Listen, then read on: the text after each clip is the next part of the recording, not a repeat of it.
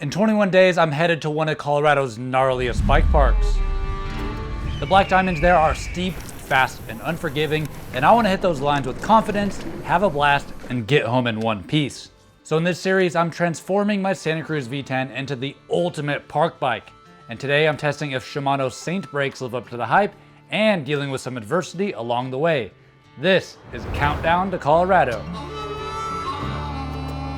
So last episode, I made big progress on setting up this V10 because it was way off the first few times I rode it.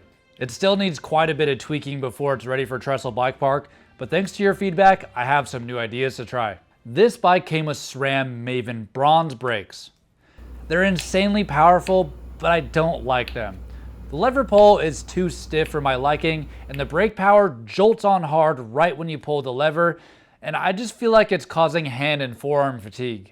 So I'm trying a brake setup that I've never run before, but everyone has told me that they're the best. Shimano Saints. I've had hundreds of you say that these are smoother, lighter feeling, and the most powerful brakes on the market. Funny enough, I got these used off Colorado Kid's bike, but two problems though. I was told that these brake pads are totally contaminated, and I hope the brake hoses are long enough to fit this bike. Let's get to work.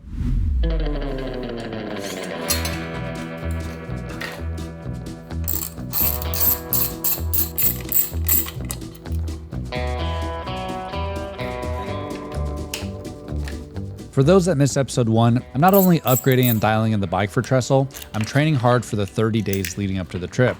I just want to ensure that I'm fit enough for the 2 days of non-stop riding, able to withstand all the G-forces, and if things do get sketchy, I can use that core strength to wrangle the bike instead of a big crash.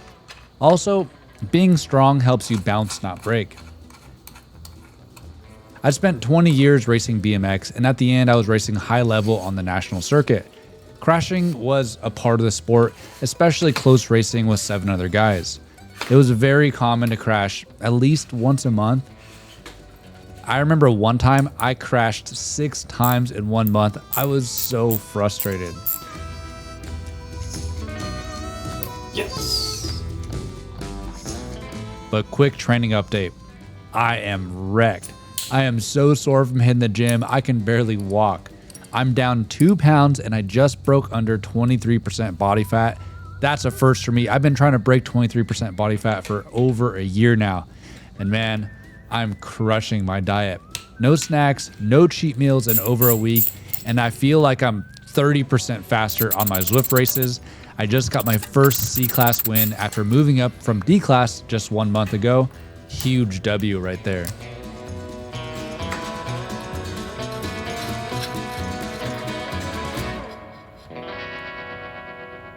Man, that rear hose fit perfectly. I really got lucky on that one. But the front is actually the short one. I don't know, would you change this or just run it? Either way, I still got to do a full bleed of these Saints, which I've never worked on Saints before, so wish me luck.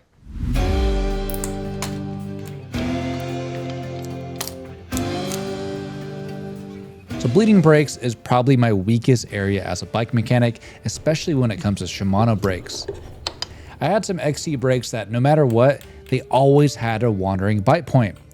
So I wanted to be diligent with these brakes.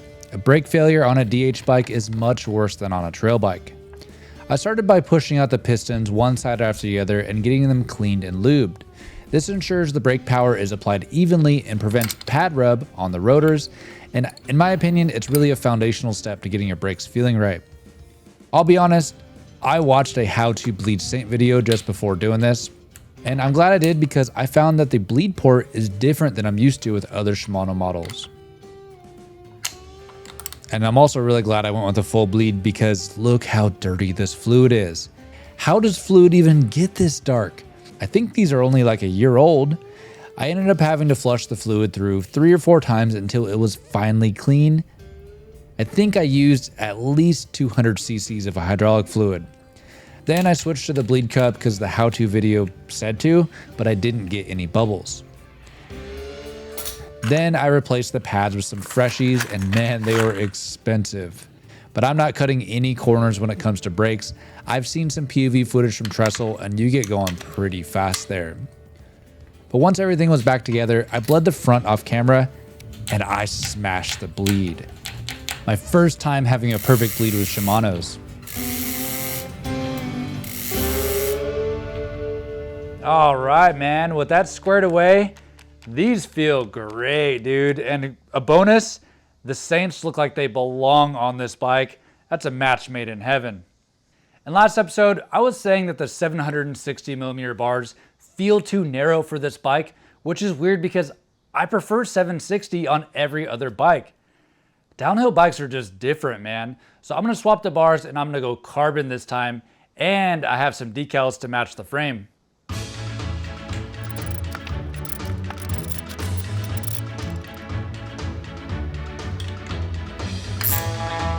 One-up bars are my bars of choice.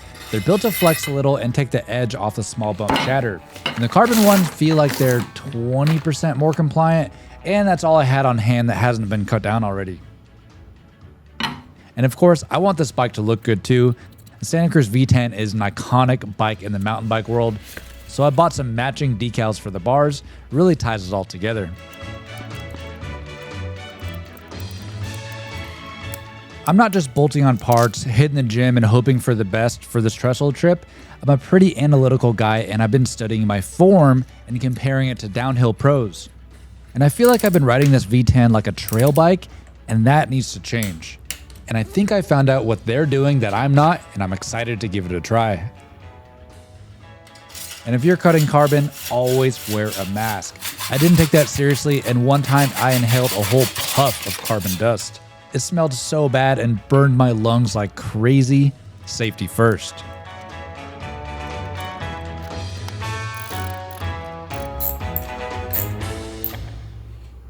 So last up, this bike has a ton of geometry adjustments. But one setting I've been staring at for weeks are these lines on the fork clamps right here. I'm not really sure what they do.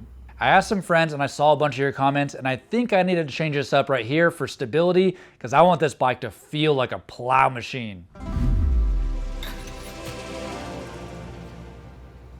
So adjusting the stanchions in the clamps is called raising or lowering the fork. I didn't know that. My buddy told me to leave like 5mm above the clamp. That means I'm raising the front by 20mm, and that should change the head tube angle by over a degree slacker.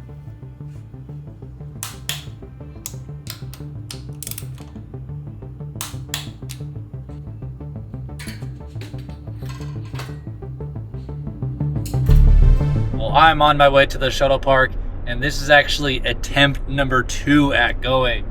So yesterday I made the drive to Lake Leatherwood to, test the brakes and all the changes and everything. I had been waiting all week to try out different form because I've been riding the bike like a trail bike rider, and you've seen guys like Aaron Gwynn, they don't really move their torso or their head, so I was really trying to lock in that downhill bike kind of form. And with raising the fork by like 20mm, already I could tell the bars felt way higher, the geometry was changed. In my first run, I actually really liked the changes. Although on the heavier compressions, I was kind of getting kicked to one side or the other. So I could tell I was gonna need to set up the suspension yet again. But on my third run, my day was cut short. I was riding through just the top section of DH2s, nothing to it really. I got a puncture.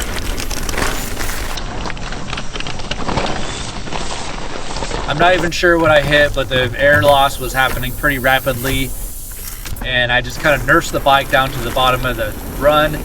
I made it back to my car, and I didn't really have the tools to fix it.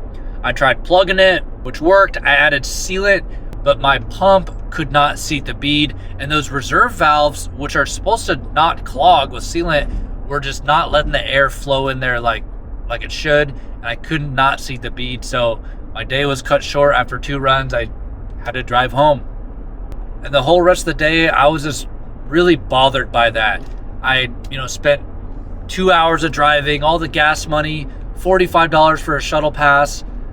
And, man, just to have it cut short like that just really was bothering me. And I don't like to end videos on a low note like that.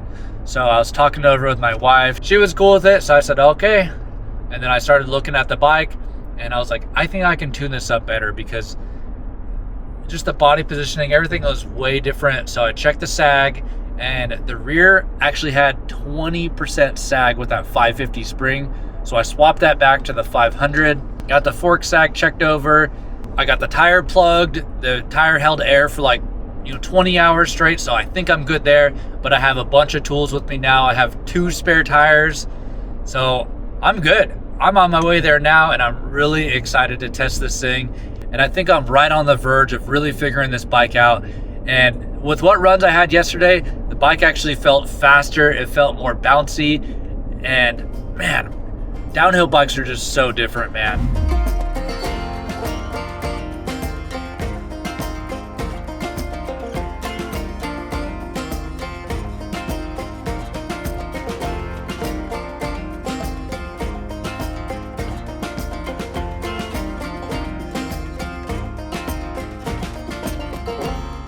All right, geared up, ready to go.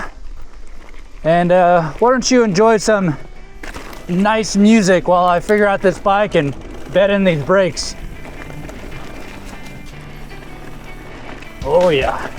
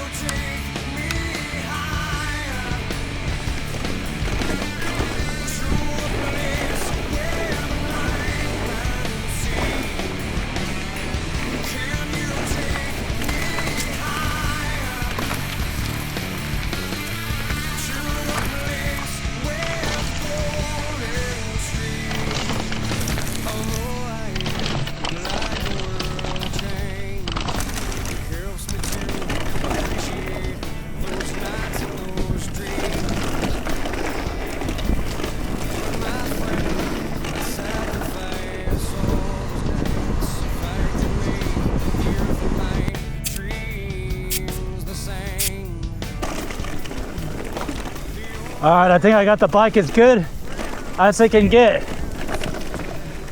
Feeling pretty good now. The rear end feels really good, actually.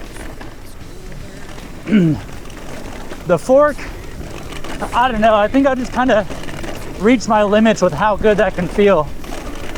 Check out this jump right here. Whoa!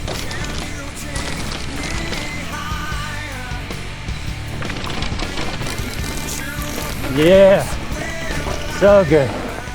Let's try another trail with these brakes. Man, that is such a relief to get this bike as good as it's gonna get. And I can't believe that tire plug is holding pressure. Usually when I get a slash, I just kind of toss the tire. The plug is holding strong. I had to add a little bit of air, but I mean, 6 runs, it's going pretty good. And I don't know if you guys saw the raffle listing. If you click the link and enter the raffle, you can see what this bike will look like when it's finished. And I will be swapping this fork eventually, but it's definitely good to know how this bike feels as stock, as good as you can get it. But let's turn our attention to the brakes. So these Shimano Saint brakes, they look very similar to the XT brakes and the XTR, like right here, but the lever is very robust. It's really light right here, and then it has a nice firm bite point. But usually on Shimano brakes before, I felt like it really just had like an on and an off and didn't have great modulation. But not these Saint brakes, man. Like, good power. You're not accidentally like going, "Gah!" I don't know. They're way different than the XT and XTR. And I like them, but the only issue is the brake pads are rattling a little bit. At least that's what I think it is. I've been trying to chase down a rattle, but as I was just kind of going faster, focusing on the trail, I kind of forgot about it. But let's hit this next trail I haven't shown you guys, called DH1. And that should be a pretty good test on the brakes. And it's a trail that I've crashed on before.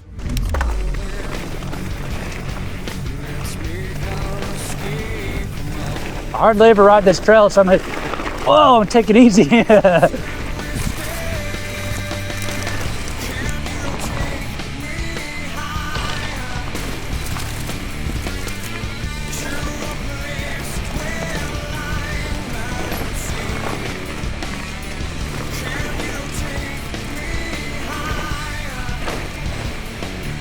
Yeah, so my most viewed video ever was a short, and I was following Remy Metelier, and I accidentally hit the brakes right here, and I crashed.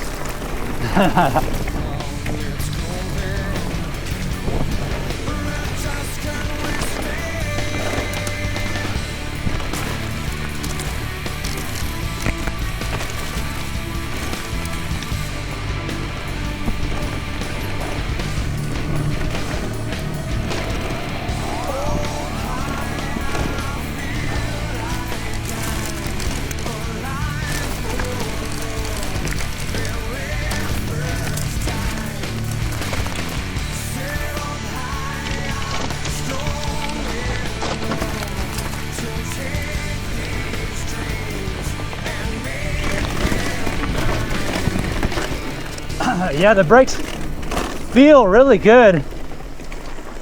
The best thing about a bike part, I think, is if it functions exactly how you want it to, and you don't really think about it. Like, it doesn't call your attention while you're riding, and that's what these Saint brakes are. They're just really solid. Oh man, I should hit that line. Yeah, usually these trails are like soaking wet, so I don't usually hit all the bigger lines, even though I'm sure that looks like nothing. But yeah, these brakes are just rock solid.